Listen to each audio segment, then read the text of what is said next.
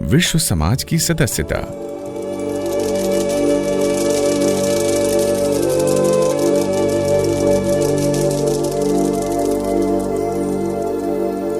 नित्य की तरह आज भी तीसरे पहर उस सुरम्य वन श्री के अवलोकन के लिए निकला।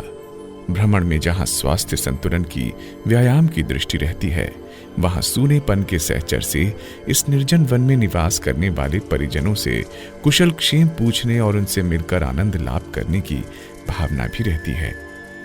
अपने आप को मात्र मनुष्य जाति का सदस्य मानने की संकुचित दृष्टि अब विस्तीर्ण होने लगी तो वृक्ष, वनस्पति, पशु, पक्षी, कीट पतंगों के प्रति ममता और आत्मीयता उमड़ी। ये परिजन मनुष्य की बोली नहीं बोलते और न उनकी सामाजिक प्रक्रिया ही मनुष्य जैसी है। फिर भी अपनी विचित्रताओं और विशेषताओं के कारण इन मनुष्येतर प्राणियों की दुनिया भी अपने स्थान पर बहुत ही महत्वपूर्ण है। जिस प्रकार धर्म, जाति, रंग, प्रांत, देश, भाषा, भेद आदि के आधार पर मनुष्यों के बीच संकुचित सांप्रदायिकता फैली हुई है, वैसी ही एक संकीर्णता ये भी है कि आत्मा अपने आप को केवल मनुष्य जाति का सदस्य माने, अन्य प्राणियों को अपने से भिन्न जाति का समझे या उन्हें अपने उपयोग को शोषण की वस्तु समझे। प्रकृति के अगणित पुत्रों में से मनुष्य भी एक है। माना कि उसमें कुछ अपने ढंग की विशेषताएं हैं, पर अन्य प्रकार की अगणित विशेषताएं सृष्टि के अन्य जीव जंतुओं में भी मौजूद हैं और वे भी इतनी बड़ी हैं कि मनुष्य उन्हें देखते हुए अपने आप को पिछड़ा हुआ ही मानेगा। आज भ्रमण करते समय यही विचार मन में उठ रहे थे। आरंभ में इस निर्जन के जो सदस्य जीव जंतु और वृक्ष वनस्पति तुच्छ लगते थे, अब अनुपयोगी प्रतीत होते थे। अब ध्यान पूर्वक देखने से वे ही महान लगने लगे और ऐसा प्रतीत होने लगा कि भले ही मनुष्य को प्रकृति ने बुद्धि अधिक दे दी हो, पर अन्य अनेक उपहार उससे अपने निर्बुद्धि माने जाने वाले पुत्रों को भी दिए हैं। इन उपहारों को पाकर वे चाहें तो मनुष्य की अपेक्षा अपने आप पर कहीं अधिक गर्व कर सकते हैं। इस प्रदेश में कितनी प्रकार की चिड़ियाएं हैं जो प्रसन्नता पूर्वक दूर दूर देशों तक उड़कर जाती हैं, पर्वतों को लांघती हैं, ऋतुओं के अनुसार अपने प्रदेश पंखों में उड़कर बदल लेती हैं।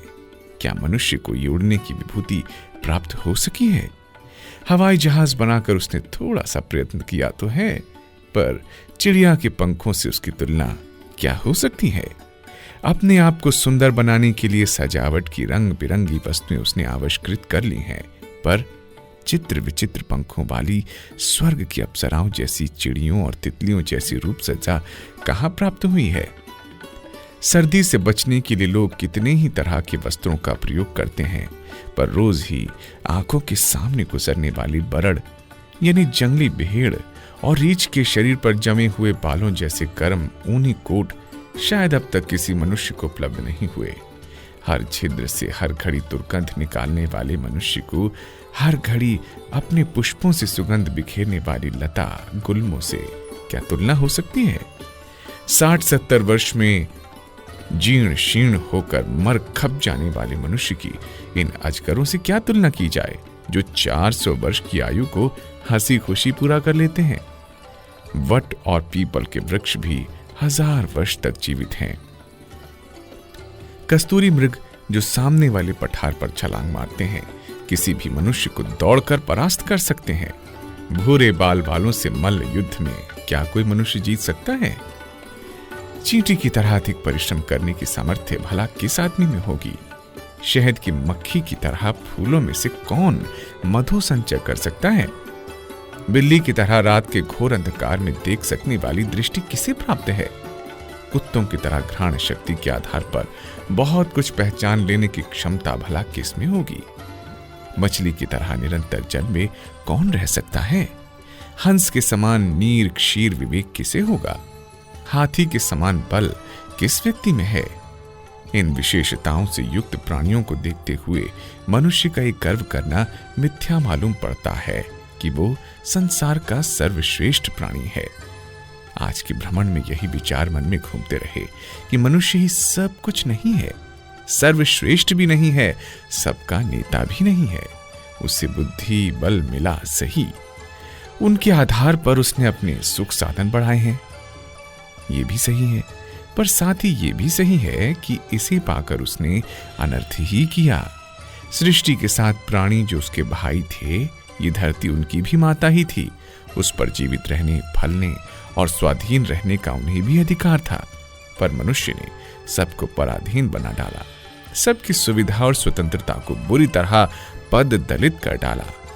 पशुओं को जंजीर से कसकर उससे अत्यधिक श्रम लेने के लिए पैशाचिक उत्पीड़न किया। उनके बच्चों के हक का दूध छीनकर स्वयं पीने लगा। निर्दयता पूर्वक वध करके मांस खाने लगा। पक्षियों और जलचरों के जीवन को भी उसने अपनी स्वाद प्रियता और विलासिता के लिए बुरी तरह नष्ट किया।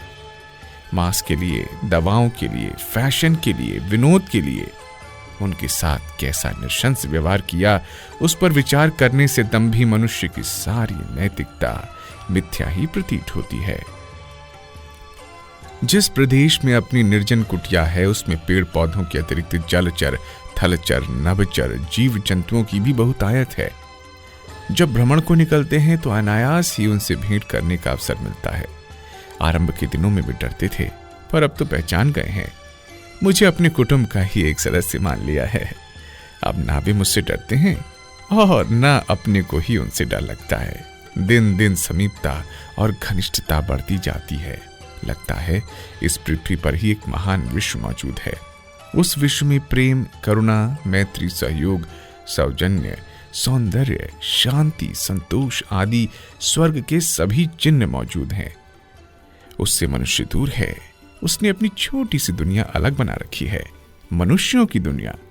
इस अहंकारी और दुष्ट प्राणी ने भौतिक विज्ञान की लंबी चौड़ी बातें बहुत की हैं। महानता और श्रेष्ठता के, शिक्षा और नैतिकता के लंबे चौड़े विवेचन किए हैं। पर सृष्टि के अन्य प्राणियों के साथ उसने जो दुर्व्यवहार किया है, उससे उस सारे पाखंड का पर्दाफाश हो जाता है जो वो अपनी श्रेष्ठता, अपने समाज और सदाचार की श्रेष्ठता को बखानते हुए प्रतिपादित किया करता है। आज विचार बहुत गहरे उतर गए, रास्ता भूल गया। कितने ही पशु पक्षियों को आंखें भर भर कर देर तक देखता रहा। वे भी खड़े होकर मेरी विचारधारा का समर्थन करते रहे। मनुष्य ही इस कारण सृष्टि का श्रेष्ठ प्राणी नहीं माना जा सकता कि उसके पास दूसरों की अपेक्षा बुद्धि बल अधिक है। यदि बल ही बड़प्पन का चिन्ह हो तो दस्यु, सामंत, असुर, पिशाच, बेताल, ब्रह्म राक्षस आदि की श्रेष्ठता को मस्तक नवाना पड़ेगा। श्रेष्ठता के चिन्ह है सत्य, प्रेम, न्याय, शील, संयम, उदारता, त्याग, सौजन्य, विवेक, सौहार्द। यदि इनका अभाव रहा तो बुद्धि का शस्त्र धारण किए हुए नर पशु उन विकराल नख और दांतों वाले हिंसक पशुओं से कहीं अधिक भयंकर हैं। हिंसक पशु भूखे होने पर आक्रमण करते हैं, पर ये बुद्धिमान नर पशु तो तृष्णा और अहंकार के लिए भी भारी दुष्टता और क्रूरता का निरंतर अभियान करता रहता है। देर बहुत हो गई थी। कुटी पर लौटते लौटते अंधेरा हो गया। उस अंधेरे में बहुत रात गए। सोचता रहा कि मनुष्य की ही भलाई की, उसी की सेवा की, उसी का सानिध्य किया, उसी की उन्नति की बात जो हम सोचते रहते हैं, क्या इसमें जातिगत पक्षपात भरा नहीं है? क्या ये संकुचित दृष्टिकोण नहीं है? सद्गुणों के आधार पर ही मनुष्य को श्रेष्ठ माना जा सकता है, अन्यथा वह वन्य जीवधारियों की तुलना में अधिक दुष्ट ही है। हमारा दृष्टिकोण मनुष्य की समस्याओं तक ही न सीमित रहे। हमारा विवेक मनुष्येतर प्राणियों के साथ आत्मीयता बढ़ाने, उनके सुख दुख में सम्मिलित होने के लिए अग्रसर क्यों न हो? हम अपने को मानव समाज की अपेक्षा विश्व समाज का एक सदस्य क्यों न माने? इन्हीं विचारों में रात बहुत बीत गई। विचारों के तीव्र दबाव में नींद बार बार खुलती रही। सपने बहुत दिखे। हर स्वप्न में विभिन्न जीव जंतुओं के साथ क्रीड़ा, विनोद, स्नेह, संलाप करने के दृश्य दिखाई देते रहे। उन सब के निष्कर्ष यही थे कि अपनी चेतना विभिन्न प्राणियों के साथ स्वजन संबंधियों जैसी घनिष्ठता अनुभव कर रही थी। आज के सपने बड़े ही आनंददायक थे। लगता रहा जैसे एक छोटे क्षेत्र से आगे बढ़कर आत्मा विशाल विस्तृत क्षेत्र को अपना क्रीड़ांगन बनाने के लिए अग्रसर हो रहा है। कुछ दिन पहले इस प्रदेश का सुनसान अखरता था, पर अब तो सुनसान जैसी कोई जगह ही नहीं दिखाई पड़ती। सभी जगह विनोद करने वाले सहचर मौजूद हैं।